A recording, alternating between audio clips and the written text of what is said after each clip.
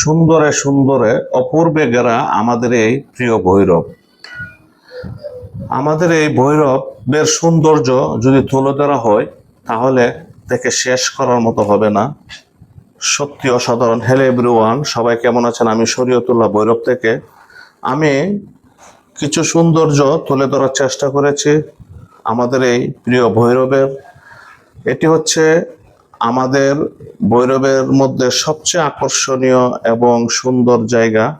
এই জায়গাতে প্রতিদিন অনেক মানুষ বেড়াতে আসেন, ঘুরতে আসেন, দেখতে আসেন। অনেক সুন্দর একটি জায়গা, তিনটি সিধু একসাথে মেঘনা নদীর পাড়ে, খুবই সুন্দর।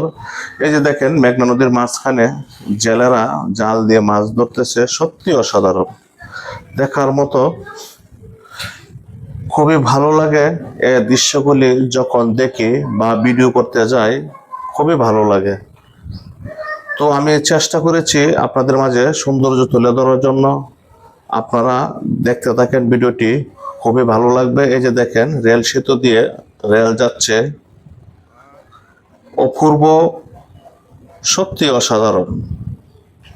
আপনারা ধৈর্য ধরে ভিডিওটি দেখবেন শেষ পর্যন্ত। আর যদি ভালো লেগে থাকে ভিডিওটি দেখার পরে অবশ্যই লাইক, শেয়ার, কমেন্ট করে যাবেন, আমাকে সাপোর্ট করবেন, পাশে থাকবেন। এই যে দেখেন, সবুজ পরিবেশ। তো বৃষ্টি হয়েছিল, আকাশটা একটু মেঘলা ছিল। এই যে দেখেন, অনেকগুলো বক এখানে, দেখেন, এই যে দেখেন কতগুলো বক, অনেক সুন্দর। এই দৃশ্যগুলো দেখতে খুবই ভালো লাগে।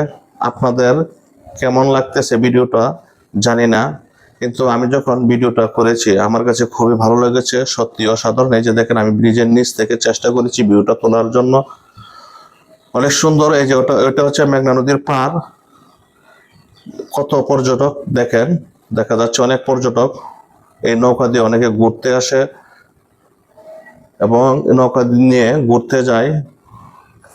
মেঘনা নদীর সৌন্দর্য উপভোগ করা হয় নৌকা দিয়ে ঘুরে, এবং ব্রিজের নিচ থেকে ব্রিজের যে সৌন্দর্য এটা উপভোগ করা হয়। ভালো লাগার মতো পরিবেশ।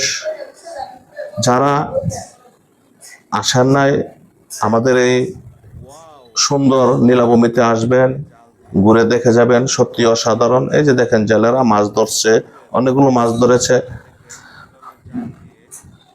আমাদের গ্রাম বাংলার ঐতিহ্য হচ্ছে জেলেদের মাছ ধরা, খুবই সুন্দর, দেখতে ভালো লাগে।